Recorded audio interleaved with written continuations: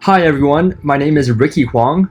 I am an environmentalist from Taiwan, and I'm currently studying sustainability science and practice at Stanford University. I feel very honored to be invited to this wonderful event.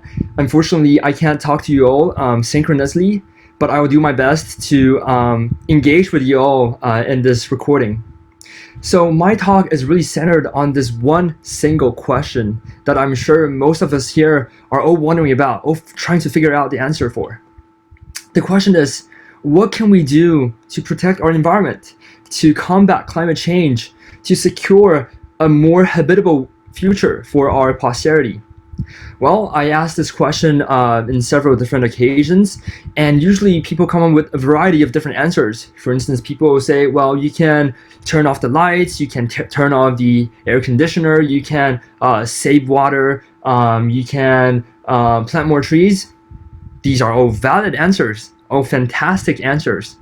But oftentimes I will ask this question again, what can we do to protect our environment, to combat climate change, to secure a more habitable future for our posterity? Well, people come up with other answers this time.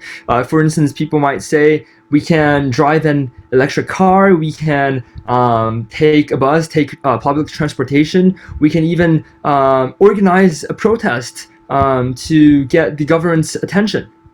Another round of awesome and valid and fantastic answers, even more ambitious than the first round of answers. But oftentimes, I would ask the question for a third time. What can we do to protect the environment? What can we do to combat climate change? What can we do to secure a more habitable, a more livable future for our posterity? And it is oftentimes at the third or fourth time that people start to get silent. And at this point, I will propose my own answer. That doesn't mean that my answer is better than others. Everyone's answer is great and valid. I love all the answers that I just mentioned from other people. But what if the answer to this question isn't words? What if we don't answer with words? Rather, we answer with this.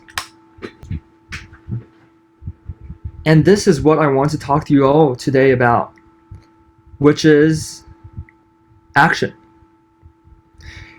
So action is super important when we're talking about the environment, because without action, there will be no change. Without action, there's no use. If we only have plans, if we only have ideas, without action, there's nothing. Nothing matters. However, oftentimes what we see is that a lot of people have plans. They have plans to save electricity, to plant more trees, etc. But only a few of them actually does the thing, actually take the action. More often, we see a lot of people who are concerned about these things. A lot of people are concerned about climate change, about air pollution, about environmental degradation, just like we are. But only some of them actually have plans to redress these problems, and only a few of them actually take action. If we even look broader, a lot of people are aware of these things. Actually, I think the majority of people know about climate change, about air pollution, about the terrible things that are happening to our environment. But only some of them are truly concerned about these problems. And among those who are concerned, only some have plans to address these problems. And among those who have plans, only a few actually take the action. And if we look at the whole scope, there's everyone on the top. Among everyone, some are aware of these problems.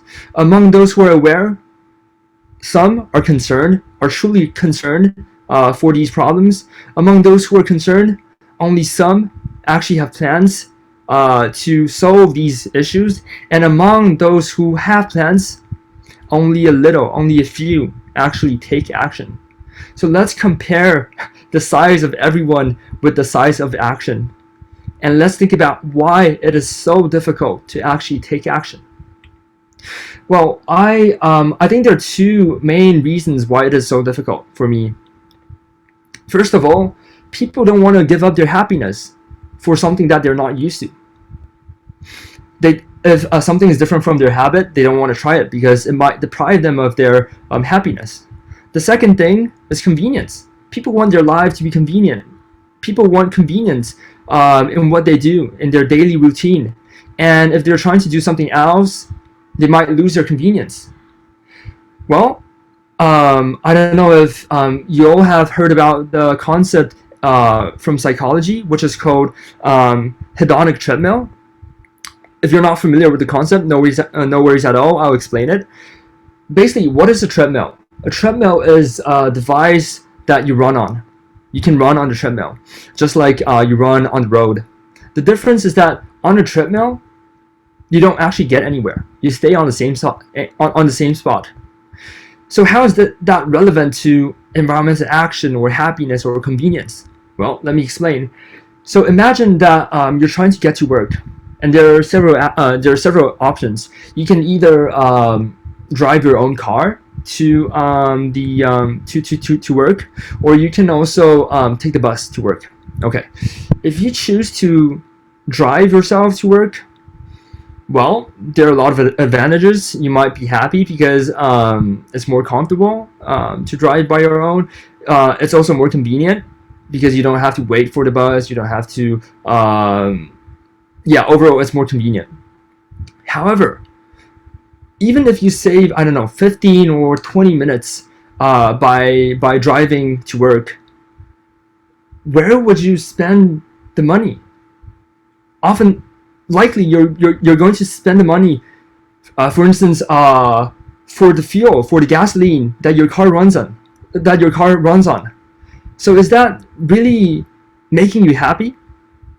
You're kind of just going over that cycle over and over again. You drive to work, you save 15 to 20 minutes, you earn some more money, and then you pay for your gasoline, and then so that you can drive to work tomorrow again, and then you save 15 to 20 minutes, and then you earn some more money, and then you drive to work tomorrow, the next day again.